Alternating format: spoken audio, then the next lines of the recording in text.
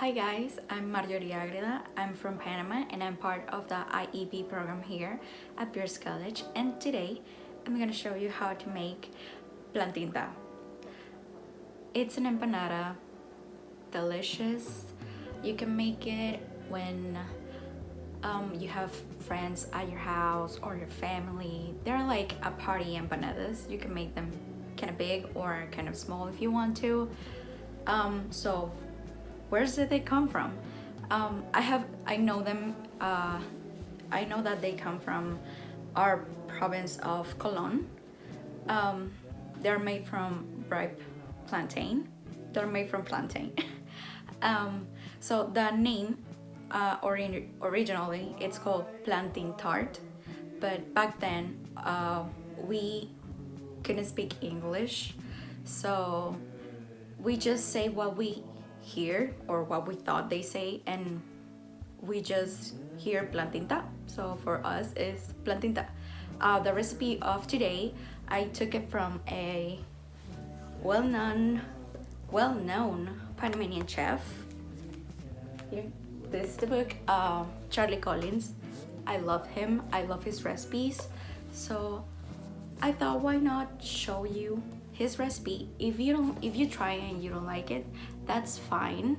The dough for the empanadas is awesome, absolutely delicious, and I think you will love the empanada. You won't regret it. So let's go right into the video. For the filling, you will need ripe plantain, cinnamon sticks, dark brown sugar, lime juice, lime zest, and red food coloring. For the dough, you will need all-purpose flour, salt, butter, ice cold water, and an egg. Place your unpeeled plantains and the cinnamon in a pot, cover them with water, and cook until they are soft, approximately 20 minutes. While that's cooking, we can sift our flour with the salt and then incorporate the butter and mix all the ingredients with your fingers until the dough has a sandy consistency. Add the ice water, a drop at a time, little by little, until you have a dough that you can easily handle. Place your dough in a previously greased bowl, cover it with plastic wrap, and leave it chill in the fridge for 30 minutes. Now you can go and check your plantains that were on the pot on the stove. If they're soft, remove them from the pot, peel them while they're still hot, then mash them into a smooth puree. Add the other ingredients to the filling and mix them well until you have an even texture. In the end, the filling must be a deep/purpley color, and it will have a sweet flavor. If you want it more sweet, you can add more dark brown sugar, or if you want a more cinnamony taste, you can add cinnamon powder. After that, let the filling cool and set aside.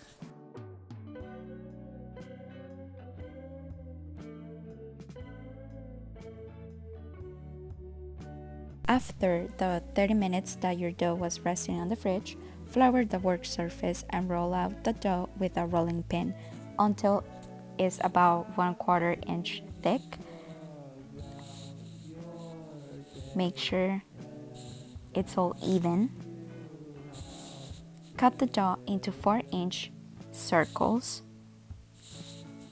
After you have it all of them ready, place them on a tray, cover them with a clear cloth or plastic wrap very carefully, and chill in the refrigerator for a minimum of 30 minutes and a maximum of 2 hours. When the discs are chilled and ready, place 1 tablespoon of filling on each one of the pastry and brush with 1 beaten egg the sides.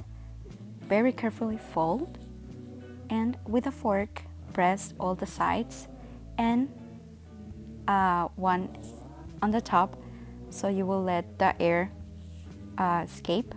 Then brush all your empanadas with a beaten egg and cover them with sea salt, a little sprinkle, And you need to chill these empanadas before you bake them.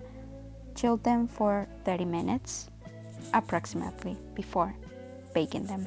After the 30 minutes, place your empanadas in the oven, bake them for 350 Fahrenheit, 180 Celsius for 15 to 20 minutes.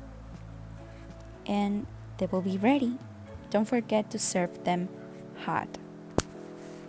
That's when they're most delicious, when they are just out of the oven. I hope you enjoy. Hope you like the video, and I hope you make this recipe at home. A heads up, when you're going to make this recipe, make sure you have a really long time available. If you're gonna make them, a recommendation to start like really early in the morning. When you wake up, that's fine to have them ready for the afternoon, because they would take a lot of time. That's the only thing about this recipe. It's easy. It doesn't have a lot of ingredients. It's pretty simple, but the only thing is that it will take you a lot of time when it comes to a preparation. So that's the only heads up that I will share with you, because just have a time available just for that, and that's it. I really love this recipe. I love empanadas. I love plantinta. So I hope you try it at home, and you can try it a little piece of Panama. So yeah. I hope you like the video, and I hope you like the recipe. Thank you.